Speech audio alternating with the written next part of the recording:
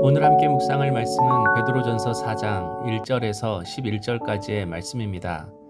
예수님께서 십자가에서 고난을 받으셨습니다. 그래서 우리에게도 고난을 당연히 여기라고 베드로는 말합니다. 1절, 그리스도께서 이미 육체의 고난을 받으셨으니 너희도 같은 마음으로 갑옷을 삼으라. 이는 육체의 고난을 받은 자는 죄를 그쳤음이니. 베드로는 같은 마음으로 갑옷을 삼으라고 말합니다. 다시 말해서 항상 주님이 어떤 마음으로 십자가를 지셨는지 기억하라는 겁니다. 예수님께서 육체의 고난을 받으신 이유는 예수님 자신 때문이 아니었습니다. 우리의 죄 때문에 고난을 받으셨습니다.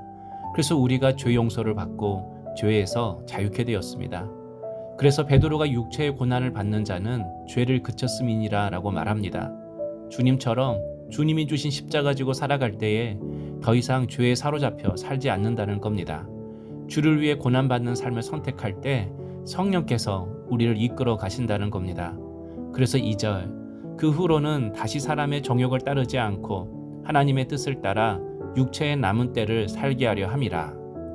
베드로는 이제 남은 생애를 정욕이 아닌 하나님의 뜻을 따라 살라고 말합니다. 정욕을 따르다가 결국 죄의 열매를 맺는 삶이 아니라 하나님의 뜻을 쫓아가기 위해 고난을 당하지만 죄에서 한 영혼이 살아나는 구원의 열매를 맺고 살라고 말합니다.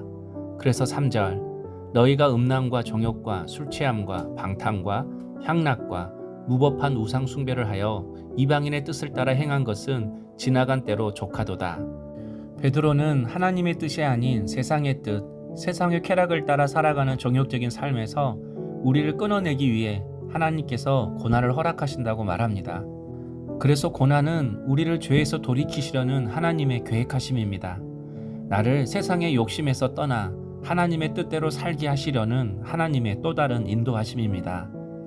4절, 5절, 이러므로 너희가 그들과 함께 그런 극한 방탕에 다름질하지 아니하는 것을 그들이 이상히 여겨 비방하나 그들이 산 자와 죽은 자를 심판하기로 예비하신 이에게 사실대로 구하리라. 우리가 세상과 함께하지 않을 때에 세상은 우리를 이상히 여기고 비방한다고 합니다. 세상과 다른 방향으로 다름질하기 때문입니다. 정직히 행하고 진리를 말하고 심판이 아니라 사랑과 용서를 말하고 먹고 즐기는 자리가 아니라 경건의 자리에 서려고 하기 때문에 싫어합니다. 그러므로 세상 속에서 그리스도인으로 살아가는 것은 의롭고 외로운 길일 수 있습니다. 그러나 산 자와 죽은 자 모두는 마지막 날의 심판주가 되시는 예수 그리스도 앞에 서야 합니다.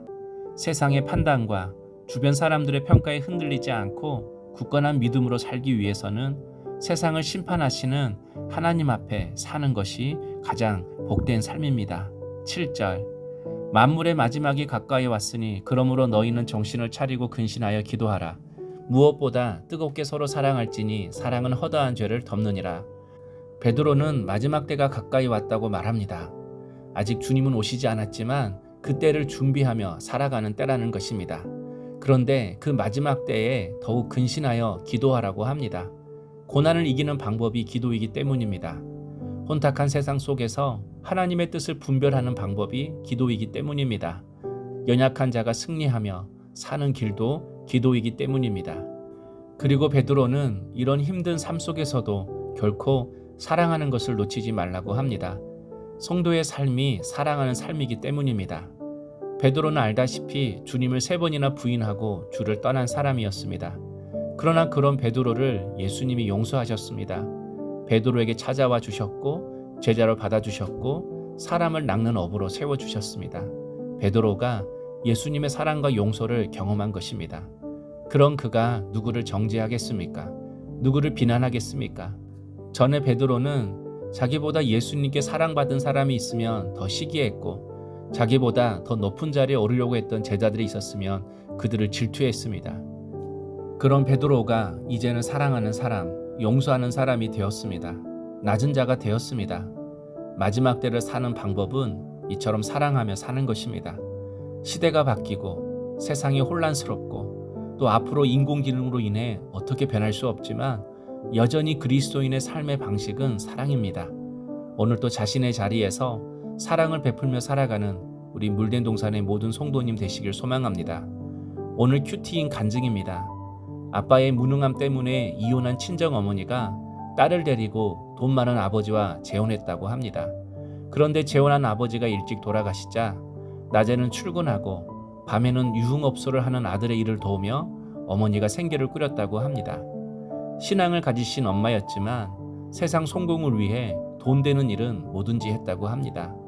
그래서 자신은 친정엄마처럼 살지 않겠다고 했는데 막상 결혼할 때가 되니 신앙보다 학벌 좋고 능력 있는 남자와 결혼했다고 합니다. 그리고 오빠의 말을 듣고 돈을 끌어모아 투자를 했다고 합니다. 그러다가 투자를 실패하고 결국 물질 고난을 만났다고 합니다. 처음에는 엄마와 오빠를 원망했지만 말씀을 통해서 비로소 자신을 보게 되었다고 합니다.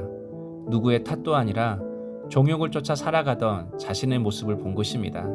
그래서 하나님이 자신의 질긴 욕심을 아시고 고난을 통해서 죄와 종욕에서 나를 끊어내고 나를 구원하시려고 고난의 사건을 허락했다고 고백하는 묵상 간증입니다. 성도 여러분, 우리 삶에 의미 없는 사건, 의미 없는 시간은 없습니다. 고난도 지금은 모를 뿐이지 시간이 흐르면 그 속에 다 하나님의 뜻이 담겨져 있음을 알게 됩니다. 그러므로 우리에게 찾아온 모든 사건들이 나의 죄와 욕심을 끊어내고 이제는 세상의 뜻이 아닌 하나님의 뜻을 쫓아 살아가는 구원의 사건이 되기를 소망합니다. 적용 질문입니다. 마지막 때를 살면서 정신 차리고 기도해야 할 것은 무엇입니까? 기도하겠습니다. 주님, 육체의 종욕을 따라 살던 저희에게 그리스도의 고난을 마음에 품게 하시니 감사합니다. 비방받기 싫어서 복음 전하는 것을 미뤘음을 용서해 주옵소서. 마지막 때에 근신하여 기도하고 지체들을 섬김으로 하나님께 영광 돌리게 하옵소서. 예수님의 이름으로 기도드립니다. 아멘.